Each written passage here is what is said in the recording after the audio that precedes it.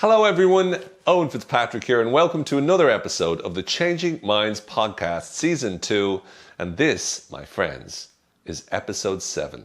It's about stories that transform, changing the stories that you tell yourself. Now whenever I talk about changing the stories that you tell yourself, what am I really saying? Well, the reality is that we tend to use stories to make sense of the world. We tell stories to ourselves about ourselves. We tell stories to ourselves about what happens to us. We tell stories to ourselves about why other people do what they do. We really do concoct and construct inside our mind a set of stories so exhaustive that we pretty much see reality through them. And with every story we tell, that also dictates the beliefs that we have. Because when you tell yourself a story about why someone did what they did, then that will often explain to you or reveal to you a certain belief about that particular person. So if I tell myself a story about why John stole, then that will dictate the beliefs I have about John and the beliefs I have about his actions, whether or not they were good or bad. So even something like values, what you believe is important versus what you don't, what you value in life, even your morals or your principles, all of them are things that you, in your own head, will tell stories to yourself about, and therefore will construct or create certain feelings. And this happens really about all different aspects of your life as well. So we tend to tell ourselves stories all the time. And so what I want to talk about when I say stories that transform is a few years ago I was doing a talk or a training. And in it I began to talk about the stories we tell ourselves. And the audience was really impacted by it powerfully. Like they came up to me afterwards. They said, "Oh my God, this is really powerful stuff," because it's something that we all know that we do, but it's something that we really don't take the time to actually work with or work on or adjust or change. And a lot of people don't realize that they have the capacity or ability to. So I wanted to share with you on this particular episode, and this is a very special episode for me because to me, a lot of you out there will know one of the things that I want to do is I want to help you to be able to change the way you communicate with yourself as well as other people, influence yourself as well as influencing other people. By the way, in influencing other people, you can check out Influence School. There's a car alarm sometimes will go off. These things will happen. I'm not going to stop though, because you got to deal with it. It's New York. There's all sorts of noises. Believe me, you try to shoot anything in New York, it's crazy. Even shooting films in New York, you got to do a million takes just because some crazy stuff is happening. Now, in many ways, I'm telling you my beliefs there, but so many stories that I have of what's happened to me in the past, stories of me doing podcasts when alarms have gone off, all of those are me concocting beliefs as a result of stories I've told myself about the way things work. So my generalizations about New York are as a result of the stories I have in my head about my experiences with New York. And so when we look at changing the stories we tell ourselves, the first thing that we need to do is recognize that we always position ourselves in one of the roles. So some people position themselves as the victim. That means you're the victim as in something's happening to you. So when something bad happens to you and you remind yourself or you remember that memory, you will see yourself before it happened, then it happening to you, and then you suffering as a result. When you see yourself as a hero, it's the same story as the victim story, except you learn from the experience, you put meaning to the experience, you grow from the experience, and you live happy ever after. In other words, you triumph over adversity. When we talked a few episodes back about anti-fragility, one of the things I mentioned was that anti-fragility is really about giving meaning to the adversity that you face so that that meaning helps you to become stronger and better as a result of the adversity. So it helps you in some way to become stronger. And in many ways, your stories, the stories you tell yourself about why something is happening will determine that, will dictate that. And so when we talk about transforming the way we talk to ourselves or transforming the stories that we communicate to ourselves in, it's really important to understand how you're positioning yourself. Are you the victim? Are you the hero? If you're seeing yourself as, sometimes you might see yourself as the villain or the monster, the bad person.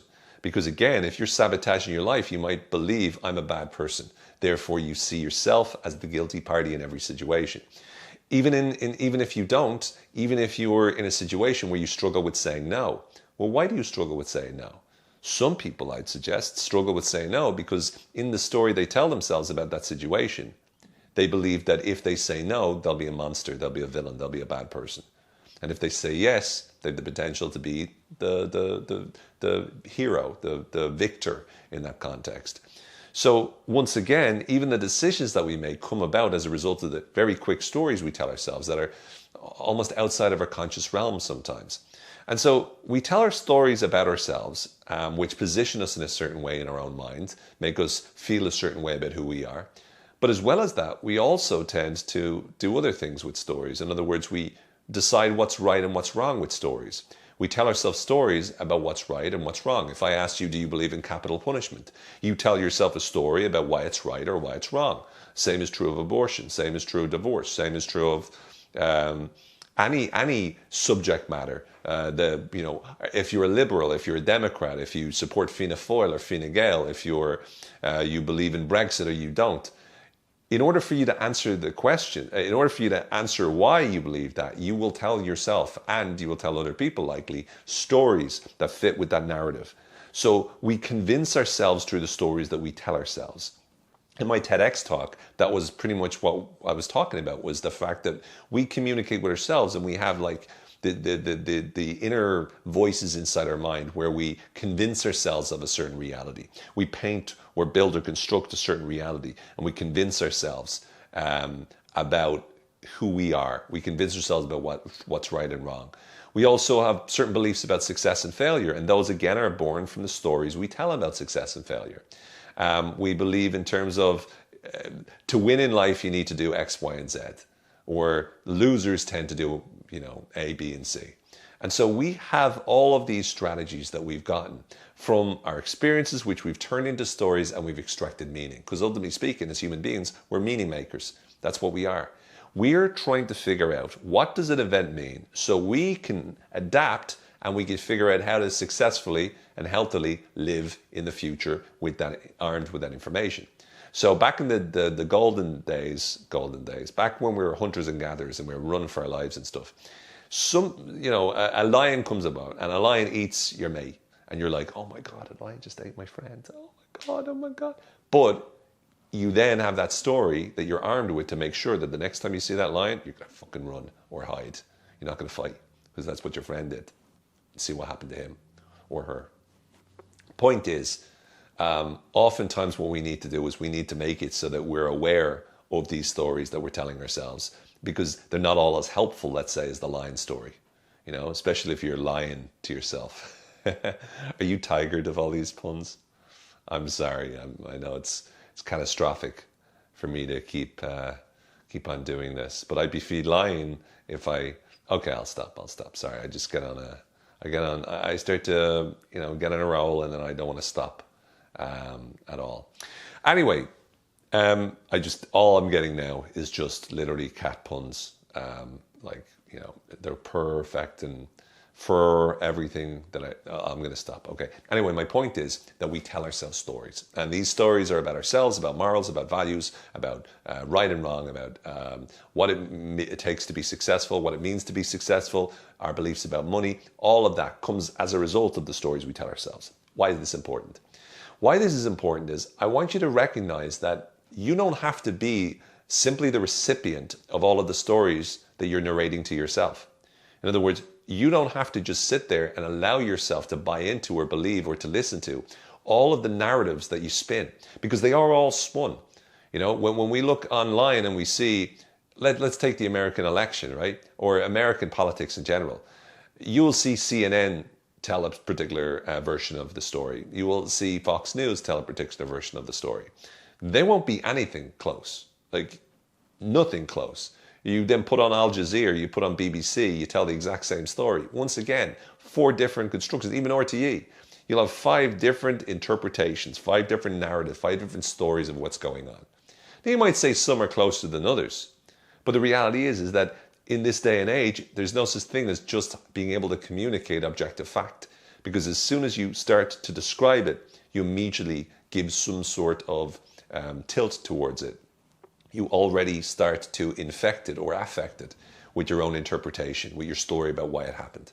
And so it's vital is that we start to recognize that, and we start to decide that the stories we tell ourselves, because they'll come from different emotions as well. For example, let's say you're confident in one area of your life, like, I don't know, dating. then whenever something goes wrong in that area, you might interpret that and filter that and go, well, let's say someone rejected you, you'll say, yeah, well, it's their loss.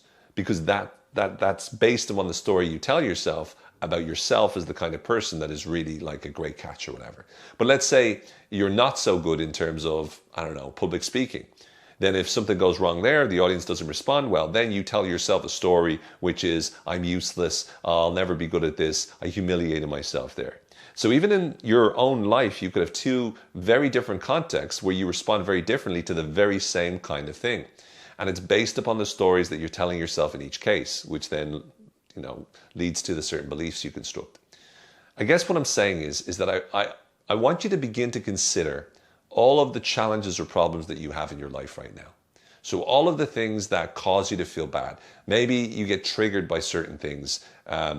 You go online and social media pisses you off in some way. Well, what's going on there? So it's not just looking at the trigger of what triggers you to feel bad, but it's also going, what stories am I telling myself about the world, about myself, about the future, about my life?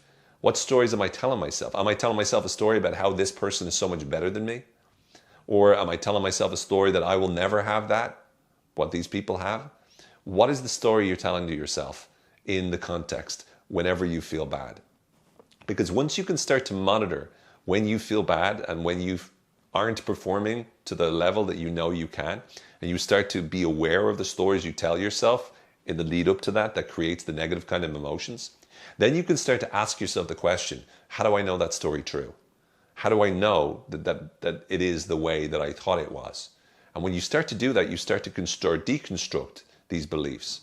And maybe, just maybe, you can then start to author a new story, to decide that the next time you speak in public, you're going to recognize that in all situations, there's all sorts of speakers out there that will not always have the audience in the palm of their hand. But when they do work and improve and pivot and adapt and adjust, they can improve it. And possibly, maybe, all of these experiences, negative experiences you're getting, are all the fuel, the ammunition, the information, the guidance, the wisdom that you need in order for you to be able to turn it on, to turn it around, to become exceptionally great, to become exceptionally successful in terms of speaking in public, in terms of dating, in terms of whatever area you're trying to improve.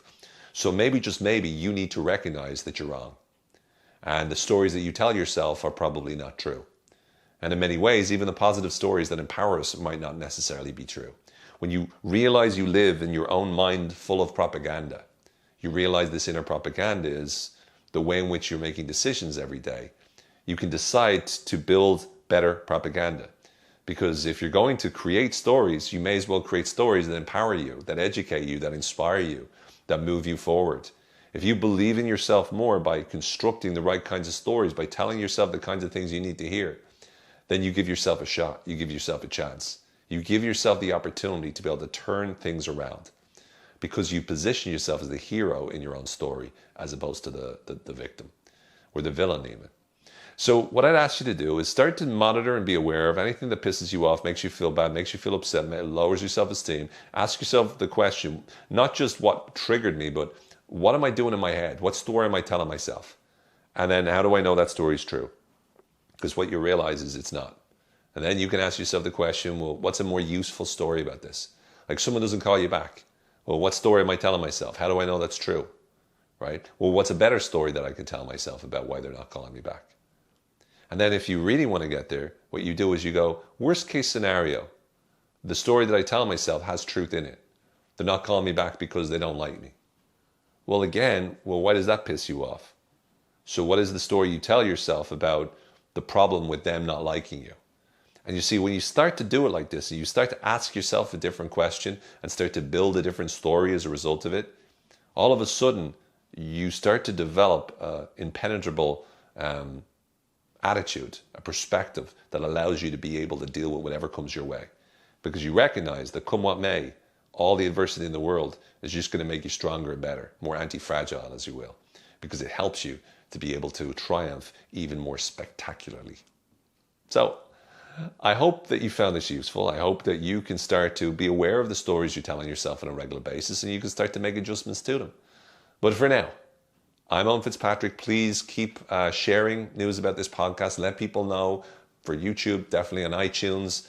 Please rate and review if you haven't done already on iTunes. Thanks very much for listening. And yeah, have a wonderful day. Bye for now.